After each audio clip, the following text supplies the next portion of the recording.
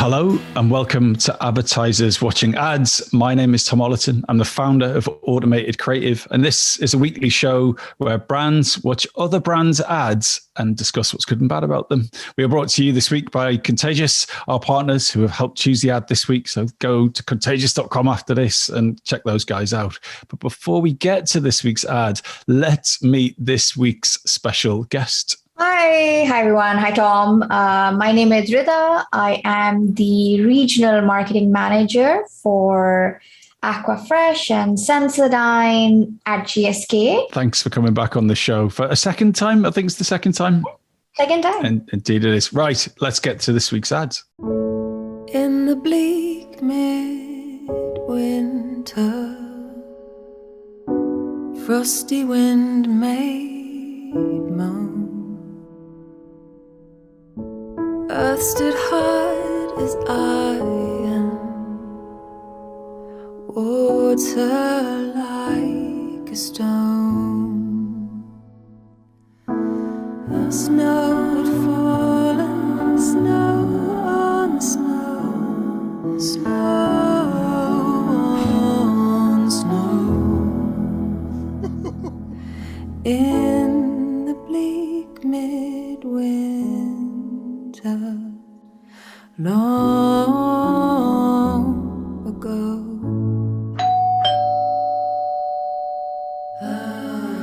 If I were a wise man, I would do my part.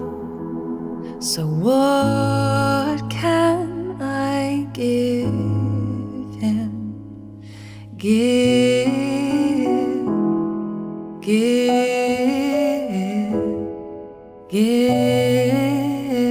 my heart.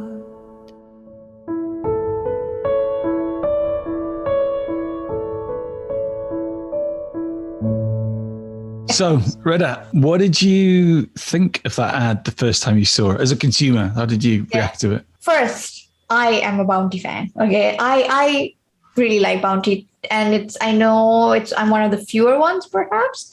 And my mother is obsessed with Bounty. So when I saw the ad, I was kind of confused a little, like, why is the Bounty sad? Like what's going on? And the first part I found really sweet. And towards the end, I was a little confused, I'll be honest. I think I'm one of the few people who didn't, to be honest, love the ad.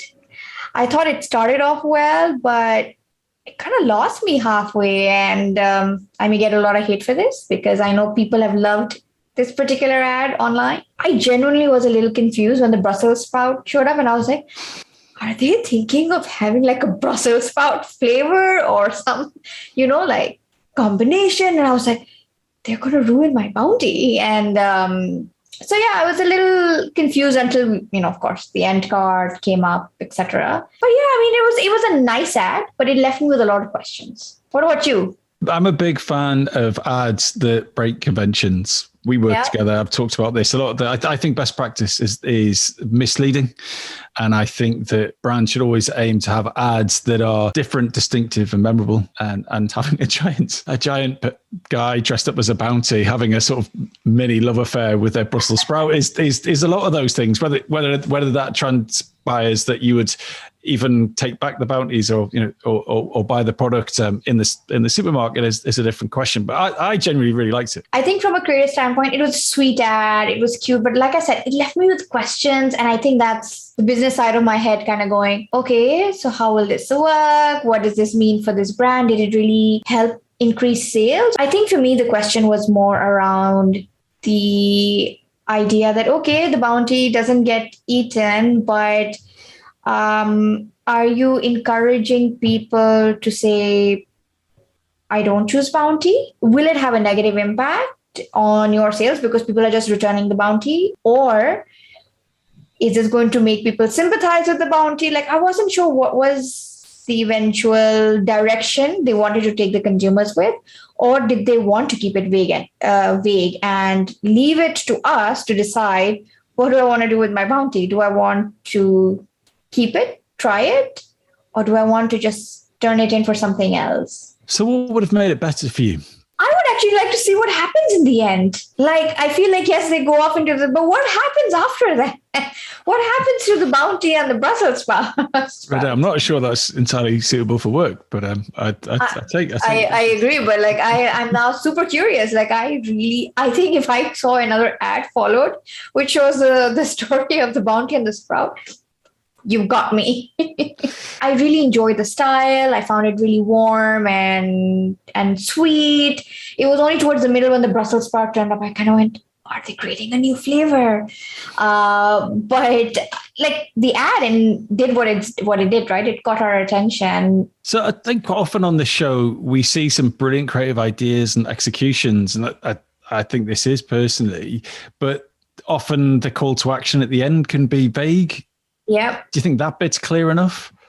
No. So actually, that's a great point, because when I was trying to read up about this and I was just checking, what are the reactions on Twitter, etc., everybody's talking about the percentage of, consumers who like Bounty the least, or, about this lonely Bounty. But the mechanics of what do you do next? How do you do it?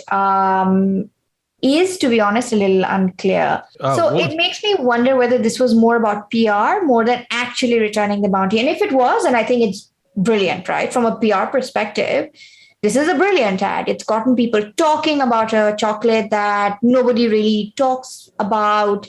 It's, brought strong opinions to the forefront about their love of of Bounty. But if there is a mechanic at the end of it, I'm not 100% sure what that is and how it operates. If it's just meant to drive PR, brilliantly done. If it's meant to drive any action from this, I think that to me is unclear. How can the industry learn from this ad? What are the key takeaways here from a positive perspective? The positives, it definitely cuts through. You do sit up and you take notice, whether you notice it because you don't like Bounty or whether you notice because you do like Bounty, you notice it. And, there is something to be said about a lonely chocolate. It doesn't matter what that chocolate is. A lonely chocolate is not a good chocolate at all, in my opinion. To something you say a lot, right? It breaks the formula, which is really great. It gets people talking, which again is absolutely fabulous. I find it really interesting that they actually called out their own other chocolates as well in the ad. That was actually a nice little spin, I thought. To be honest, they've not done anything wrong. I think maybe just culturally didn't resonate with me because I don't live in that part of the world and I don't experience Christmas.